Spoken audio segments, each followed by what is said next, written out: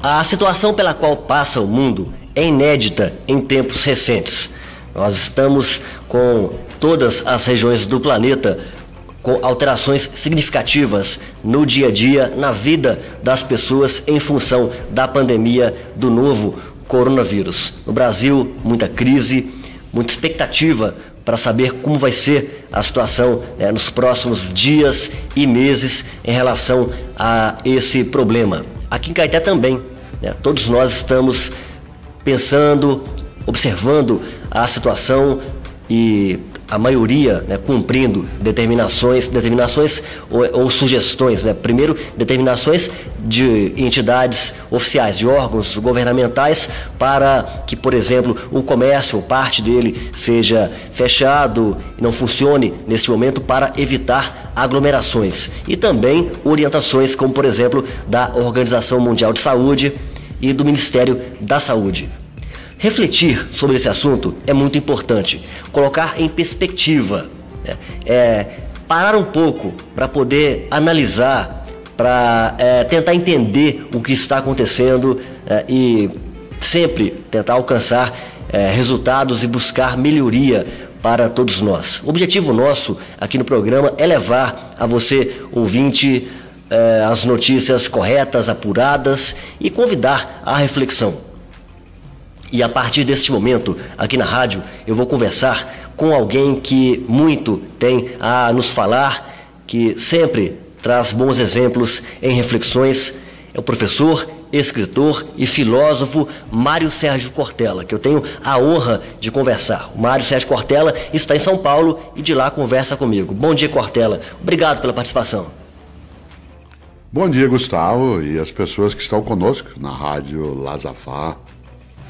Cortella, estamos vivenciando uma situação inédita no Brasil em decorrência do novo coronavírus. Pessoas estão isoladas e empresas seguem paradas em todo o país. Isso causará impacto profundo na vida das pessoas, deixará marcas graves na sociedade. É preciso, no entanto, manter viva a esperança por dias melhores. Mas como isso é possível? Esperança, ela tem que ser uma esperança ativa, Aquela esperança que a gente sabe que é necessário escavar. Quando a gente olha, por exemplo, a de cima daquilo que é a Serra da Piedade e vê tantos lugares que já foram mexidos, que foram fuçados, como a gente diz na minha região do Paraná, e acima de tudo foram servidos, para aquilo que ajuda a capacidade de existência humana, a gente sabe. O Drummond dizia, ele bem um pouco adiante, nascido acima de Caeté, ele dizia sempre que é preciso escavar a casca, do impossível. E é claro que num momento como esse, muito difícil, mas não é impossível.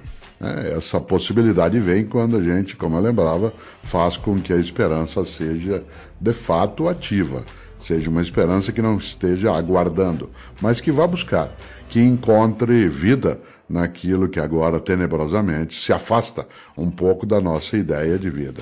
Daí a necessidade de nós, inclusive, nos juntarmos, para que essa possibilidade, uma esperança ativa, ela consiga muito maior vigor do que apenas um momento em que se espera, em vez de se esperançar. Pesquisas de vários institutos apontam que a confiança do brasileiro em algumas instituições tradicionais, sobretudo as públicas, tem diminuído nos últimos anos. A sensação de decepção e a desesperança estão prosperando entre muitas pessoas, lamentavelmente. Em que medida, Cortella, essa angústia é prejudicial à nação e aos seus habitantes? Quando a desesperança ela se transforma em desalento, quando ela faz que haja uma desanimação, as pessoas perdem a sua alma, a sua energia vital, a capacidade de enfrentar o que precisa ser enfrentado, é claro, que a nação e o povo nessa nação acaba sim tendo um prejuízo. Uma situação angustiante, ela exige uma responsabilidade maior, não só daqueles que nos governam a partir da nossa escolha, como também aqueles e aquelas que elegem as pessoas que fazem as leis, né, que decidem as formas e as rotas de caminho daquilo que a gente constrói na execução exatamente dessa vida nacional. Por isso, sem dúvida, né, essa decepção que muitas vezes se coloca, ela tem uma necessária medida de interpretação. Por que essa decepção? Uma decepção de alguém que, não fazendo a escolha correta, acha que poderia refazê-la. Claro, a democracia coloca isso nos seus tempos e momentos, mas acima de qualquer coisa, essa percepção de uma decepção, ela precisa ser transformada numa ação concreta, né? Nós temos vários momentos da vida nacional em que as nossas escolhas são refeitas, elas são reinventadas, são renovadas, e é claro que a decepção e até a desconfiança em relação a algumas instituições, especialmente as públicas, ela carrega, né, um dano muito forte. É necessário reconstruir, digo de novo, a nossa força. Afinal de contas, a ideia de democracia, ela pressupõe que a população decida, né, e, portanto, que ela faça as suas opções de maneira concreta. Nessa hora, de novo, a gente tem de lembrar. Há uma frase antiga que eu repito sempre, que diz que os ausentes nunca têm razão. Os ausentes nunca têm razão. Por isso, é preciso dar um passo na capacidade de não se ausentar. Cortella, tivemos em Caeté, em 2017, uma forte chuva de granizo. Muitas casas foram destelhadas, milhares de pessoas foram diretamente atingidas. Tão forte quanto a tempestade, a união da população ajudou a recuperar bens materiais e consolou pessoas abaladas psicologicamente. Agora, com o novo coronavírus, também estamos observando ações de apoio ao próximo, especialmente à Santa Casa, o único hospital da cidade. Trabalhadores e empresários têm feito doações diversas. Quais lições as tragédias nos ensinam? Tragédia é tudo aquilo que nós não temos como evitar. Por exemplo, um terremoto. Ele é uma tragédia. Nós, humanos e humanas, não temos como impedir isso, né? Uma chuva forte de granizo, né, como lembrado, nós não temos como impedir isso. Isso é trágico. Trágico, no campo da filosofia, é o que não admite nenhum tipo de ação que impeça por parte dos humanos. Há uma outra forma de olhar aquilo que não é só trágico, mas que é dramático.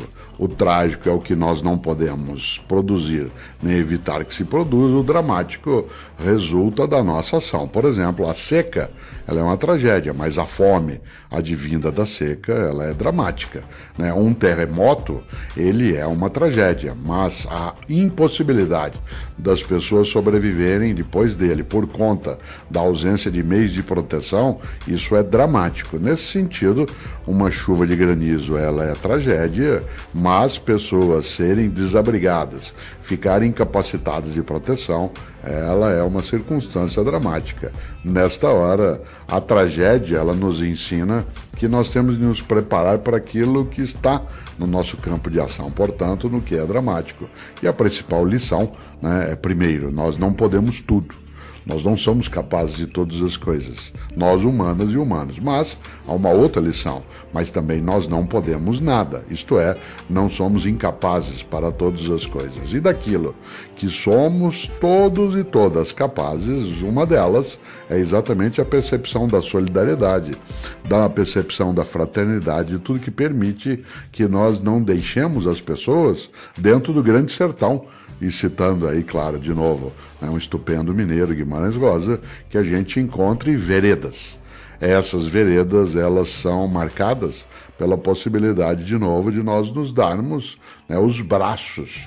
Claro que não nesse momento em que se pede que não haja o contato direto, mas espiritualmente, solidariamente, fraternalmente, que os braços sejam estendidos, mesmo que a distância, para que no próximo passo, quando tudo isso tiver a cessação, nós consigamos reatar a vida de modo mais exuberante.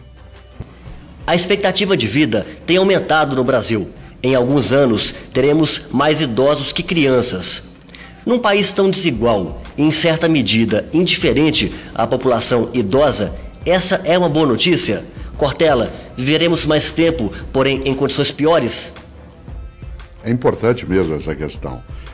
Nós sempre brincamos, especialmente que não é, como é o meu caso de Minas Gerais, que uma das frases mais inteligentes, né, que mineiras e mineiros costumam dizer, que não importa que a vida seja comprida, ela tem que ser larga.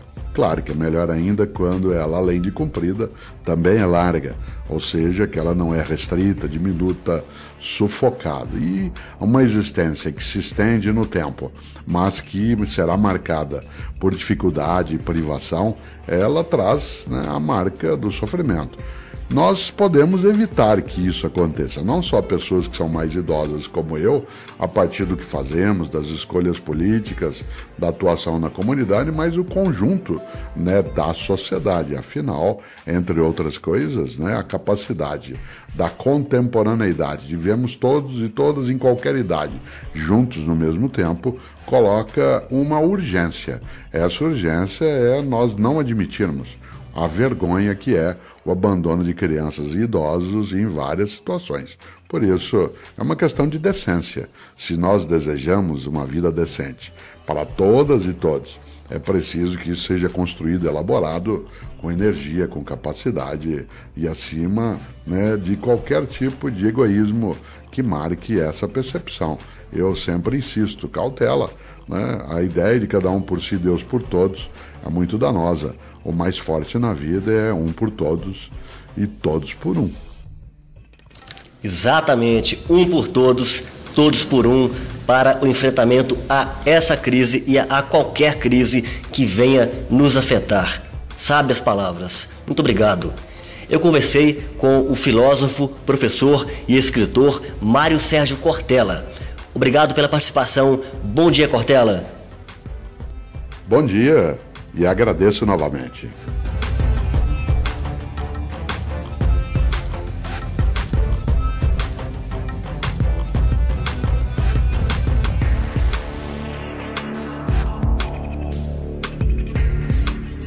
E depois desta entrevista especial, aliás, deste programa especial com os meus colaboradores, colunistas,